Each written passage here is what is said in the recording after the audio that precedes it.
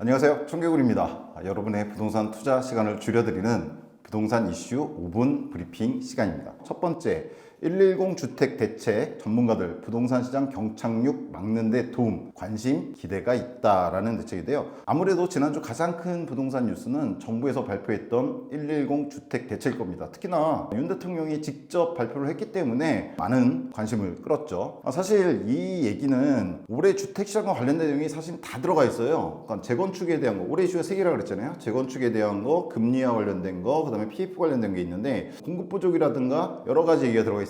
크게 보면은 3가지 얘기가 될 텐데요. 일단 재건축에 대한 얘기가 중심축이다 이렇게 볼 수가 있고요. 또 하나는 공급 부족에 따른 미분양 해소를 위한 대책들이 들어가 있습니다. 그래서 수도권, 지방, 그 다음에 인구 소멸 지역 이렇게 3가지 정도로 나눠서 들어가 있거든요. 뭐 사실 그 외에도 비아파트에 대한 공급 대책이라든가 다양한 것들이 좀 들어가 있습니다. 그래서 공급 대책이 하나 들어가 있고 마지막으로는 이제 뭐 전세 사기라든가 최근에 있었던 문제들에 대한 얘기가 들어가 있어요. 사실 이에 대한 뉴스들을 뭐 상당히 많은 매체들에서 뭐 공중파 방송 물론이고 많은 유튜버들도 이야기를 했는데 그 내용들을 봤을 때 뭔가 좀 되게 중요한 걸 놓치고 있거나 아니면 좀 비껴가고 있는 내용이 있었거든요. 그래서 요거는 최근 저희가 하고 있는 소선 부동산을 통해서 좀 더 자세히 말씀드리도록 하겠습니다. 상당히 중요한 사안이다 보니까 요건 제가 영상을 따로 찍도록 하겠고요. 두 번째 뉴스입니다. 태형 워크아웃으로 급한 불 껐지만 건설사 PF 부실 위험 여전. 요거는 저희가 소선 부동산 지난번에 한번 다뤘죠. 다행히 그래도 태형이 워크아웃으로 들어가긴 했습니다.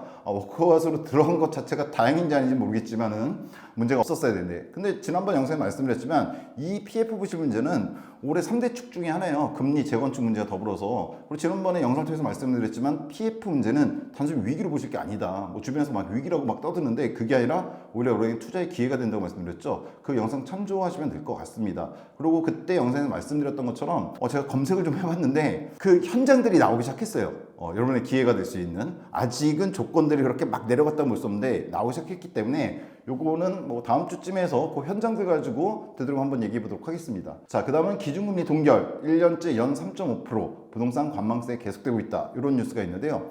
기준금리도 역시나 올해 주요한 뉴스죠. 왜냐면 뭐 미연준에서도 작년 말에 얘기를 했고 뭐 우리나라에서 계속 예측하고 있지만 올해 하반기부터는 기준금리가 미국이든 뭐 한국이든 좀 떨어질 거다 이렇게 얘기하고 있거든요. 다만 지금은 뭐 한국 기준은 8번째 금융위에서 일단 3.5% 동결을 했거든요. 근데 다만 이번 3.5% 동결하면서 그 금융위원들이 있잖아요. 앞으로 예상한 데 있어서 적어도 인상은 아닐 것 같다라는 게 나왔습니다. 따라서 금리는 내려갈 것 같은데 문제는 이게 부동산에 얼마나 영향을 미칠까잖아요. 아직은 좀 더 두고 봐야 된다 이런 생각이 들고요. 금리 문제도 뭐 따로 한번 얘기해 볼 기회가 있어야겠죠. 네 번째 뉴스는요. 인구 감소 지역의 세컨드홈, 소멸 위기 플러스 부동산 침체, 두 마리 토끼를 잡을 수 있을까? 자, 이거는 얼마 전부터 뉴스에 나왔는데요. 인구 감소 지역이라는 게 있어요. 들어가보시면 아시겠지만 우리나라에는 약 89개 행정구역이 있습니다. 군이라든가 시단위 중에 그 89개 행정구역이 인구가 점점 줄어드는 지역들이에요. 그래서 정부에서는 그 인구 감소 지역 89개 지역이 있는데 그 지역의 세컨드홈, 즉 이미 주택을 하나 소유하고 있는 사람이라 할지라도 주택을 구입했을 때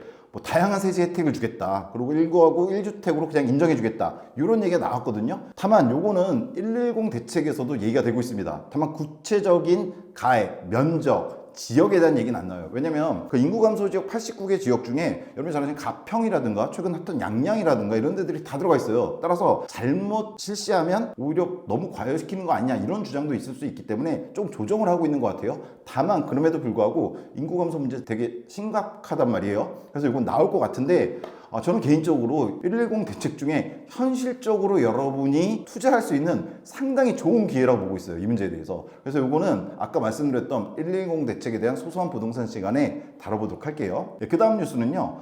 이런 제목이네요. 보증금 내리고 월세로 전세 사기 대책 후폭풍의 월세값이 상승하고 있다, 이렇게 되어 있습니다. 여러분 다 아시다시피 작년 내내 전세 사기 문제가 크게 사회적 이슈로 등장했고 부동산 이슈로 등장을 했는데 이에 대한 대책들이 나오기 시작했어요. 사실 이번 110 대책에 들어가 있습니다. 근데 문제가 뭐냐면 생각해보세요. 전세 문제, 이 사기 문제가 생기다 보니까 정부에서 대안을 내는 것 중에 뭐가 있냐면 그러면은 전세 보증을 하게 되잖아요. 반환 보증 갖다가 들어갈 때 하게 되는데 이게 너무 문제가 있어서 된 거 아니냐 이런 시각이 있으면서 그 전세 보증을 갖다가 가입하는 조건을 까다롭게 해버렸어요. 근데 그러니까 문제가 뭐냐면 제가 임대를 주는 사람 입장으로 봐봐요. 근데 전세 보증이 까다로워지다 보니까 전세 보증 반환할 수 있는 금액이 작아졌다는 얘기예요. 그러니까 전세가를 올릴 수가 없어요. 그러면 어떻게 하냐? 임대인 입장에선 그럼 안 되니까 전세 보증을 깎되 월세로 전환시켜 버리는 거죠. 그러다 보니까 전세 사기 대책이 나왔는데 그게 오히려 월세값을 올리는 방향으로 지금 가고 있다라고 나오는데 이건 사실 논리적으로 맞는 얘기입니다.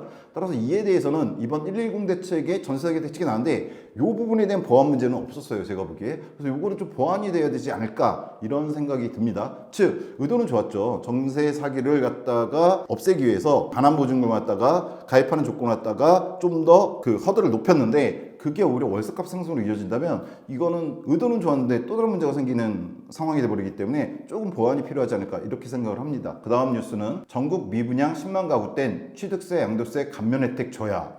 사실 이게 재밌었던 게 110 대책 얘기하면서 또 나오게 될 텐데 이 뉴스가 먼저 떴어요. 지난주 초에. 그 다음에 주중에 110 대책이 나왔거든요. 그 110 대책에 요 내용과 관련된 게 들어가 있습니다. 사실은 이게 국토연구원이라는 데서 낸 거거든요. 작년에 한참 전국 미분양이 고점을 갔을 때는 전국 미분양이 6만 세대가 넘었습니다. 그러다 지금 좀 줄어들어서 5만 세대의 상황인데 5만 세대 수준이거든요. 근데 국토연구원에서 이런 얘기를 한 거예요. 전국 미분양이 5만 세대 갈 때 뭐 10만 세대 갈 때 정부는 이런 식으로 대처해야 된다. 이 연구 보고가 나왔거든요. 근데 원래 이런 보고가 나오면 일단 보도를 하잖아요. 그럼 좀 간을 보는 거죠. 그래서 이걸 정부 정책에 어떻게 반영을 할까 이걸 봐야 되는데 제가 보기엔 요 뉴스가 국토연구원 발로 나오자마자 110 대책이 나왔단 말이에요. 그래서 사실 110 대책 평가할 때 요 얘기가 좀 들어갈 것 같은데 110 대책이 약간은 급하게 발표된 느낌이 있어요. 근데 그게 옳다 그르다의 문제가 아니거든요. 그러니까 상황이 그만큼 심각하냐 아니냐의 문제인데 그 문제를 다루면서 한번 얘기해 봐야 될 거예요. 일단 이 뉴스에서는 전국 미분양이 10만 가구가 도달하게 되면 취득세, 양도세, 즉 세제 혜택을 갖다가 과감하게 줘야 된다는 내용인데요. 사실 그 예전에도 있었던 겁니다. 다만 지금 상황이 여기까지 가느냐 아니어갖고 터랑소리가 좀 있을 것 같고 미리 차단해야 되느냐 아니냐 문제가 있을 것 같아요. 여하튼 110 대책에서 실제로 취득세, 양도세 감면에 대한 이야기가 3개 항목에 걸쳐서 나왔습니다. 수도권, 지방, 인구 감소 지역 해갖고 그 얘기도 역시 소소한 부동산에서 같이 다룰게요. 자, 그 다음 뉴스는요. 주택수 제외 오피스텔 대상은 가뭄의 콩이다 이렇게 되어 있습니다. 이것도 마찬가지인데요. 비아파트, 오피스텔이라든가 빌라라든가 이런 것들이 있어요. 근데 사실 전세 사기 같은 게 문제가 되면서 오피스텔, 빌라에 대한 수요가 확 줄었거든요. 그렇지 않아도 이제 부동산 하강기가 되면서 오피스텔, 빌라에 대한 투자가 없었는데 더 심해졌죠. 즉 부족하게 됐습니다. 근데 문제는 뭐냐면요. 그럼 누구나 다 아파트 살 수 있는 건 아니잖아요. 특히나 독신 1인 가구들 같은 경우에 아파트 같은 경우에는 가격도 높고 하기 때문에 그 거주지로 대안이 잘 안 된단 말이에요. 따라서 주거용 오피스텔 혹은 빌라 같은데 전월세든 아니면 뭐 매입을 하든 해서 사시는 분들이 많은데 그 부분이 공급 부족이 일어난 거죠. 그러니까 이에 대한 대책도 사실 110 대책에 들어가 있긴 합니다. 얼마나 실효성이 있을지 모르지만 그 부분에 대해서도 문제가 되고 있다 이런 얘기라고 보시면 되고요. 그에 대한 대책이 이번에 나왔는데 그 대책 실효성이 있을지는 한번 따져봐야 될 것 같습니다. 자, 마지막에 교통 얘기죠. GTX-A 2028년 삼성역서 못한다. 전광 개통 밀린다라고 되어 있습니다. 사실 모든 교통 관련 뉴스들이 그런데요. 제대로 뭐 빨리 이루어지지 않죠. 예상보다. 여기도 들어가 보시면은 여러 가지 이유들에 의해서 좀 밀릴 수도 있다. 뭐 확정은 아닙니다. 그런 얘기가 들어가 있습니다. 따라서 GTX-A와 관련해서 투자를 하신 분들은 한번 들어가서 보시는 것도 좋지 않을까 이런 생각이 듭니다. 자, 여기까지가 지난주 부동산 뉴스였는데 전체적으로 보면요. 개별적으로 나온 뉴스들이 있었는데 중간에 110 대책이 빵 터지면서 거기에 다 들어가 버렸습니다. 그래서 소소한 부동산에서 110 대책에 대한 얘기를 하면서 요 뉴스들을 가지고 좀 더 자세한 얘기를 드리도록 하겠습니다. 자, 그 다음은 지난주에 아른집에서 이슈가 됐던 글들인데요. 서구 검단구 인천 얘기죠. 분구 시리즈 교통문제 GTX-D 원점 재검토 의미는 무엇일까? 라는 글이 올라와서 상당한 조회수와 또 댓글에서 역시 그렇지만 서구 싸우고 있습니다.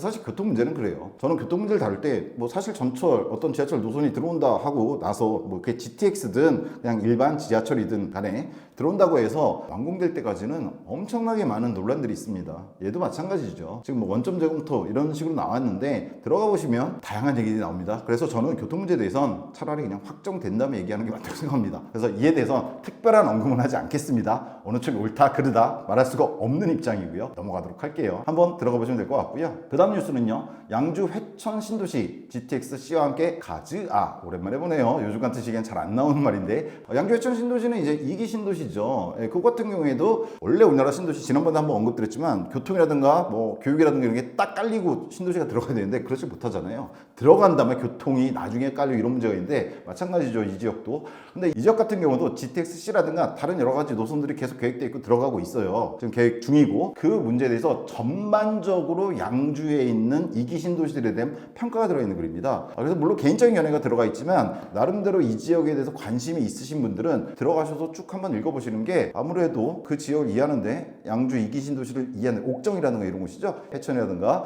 이해하시는데 도움이 될 거라고 봅니다. 그래서 뭐 교통 얘기만 들어가 있는 건 아니거든요. 들어가셔서 한번 보시는 것도 이 지역을 갖다가 가늠해 보시는데 도움이 되지 않을까 생각을 합니다. 그 다음은요, 광주시 게시판이죠. 몇 번 올라왔던 얘기 관련인데요, 경강선 연장 사업 및 광주 관련 고속도로 건설공사 진척 상황이라고 올라가 있습니다. 사실 이 경강선 같은 경우에 전체가 완성되는 게 아니라 빨리 일부라도 개통되는 구간을 갖다가 완공되는 구간을 개통해달라, 이런 얘기가 지난부터 나오고 있거든요. 그에 대한 얘기고요. 뭐 이런 교통 문제는 늘 그렇지만 빨리빨리 되는 게 좋겠죠.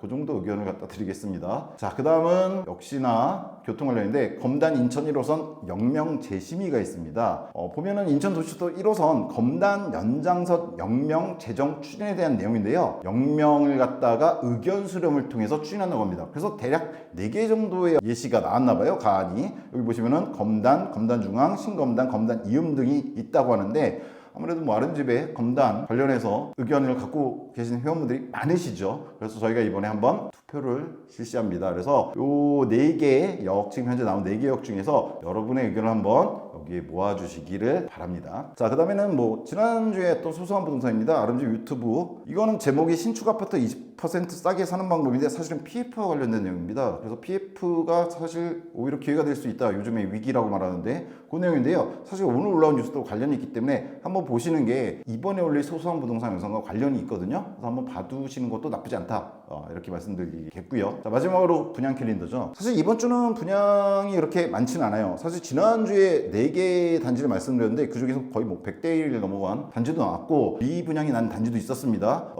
얘기를 해드릴 때 했는데 규모하고 좀 관련이 있습니다. 한번 확인해 보시면 될 것 같고요. 이번 주에는 그렇게 많지 않아요. 뭐 접수라든가 이런 거는 많지 않고 발표나 계약 등이 많거든요. 그럼에도 불구하고 이번 주에 여러분들이 주목해야 될 단지들이 있습니다. 뭐 여기 발표한 거 검단 중흥 S클래스 에듀퍼가 엄청나게 많이 몰렸었죠, 지난주 분양인데. 자, 여러분 근데 이번 주에 한번 보셔야 될 건, 들어가시든 안 들어가시든 주목하셔야 될 게 이 두 단지라고 저는 생각합니다. 17일 수요일날 있는 건데요, 위례 A1-14 2공유형 나눔형 사전 예약, 송파구 거여동에 있고요. 또 하나는 마곡에 있는 겁니다. 둘 다 공통점이죠. 여러분 지난 대선 때부터 시작해서 나온 것 중에 토지 임대형과 나눔형이라고 하는 게 있었어요. 그 중에 나눔형 2단지, 위치도 좋죠? 위례하고 마곡입니다. 거기에 2단지 사전 청약이 시작이 됩니다. 나눔형은요, 절이에요.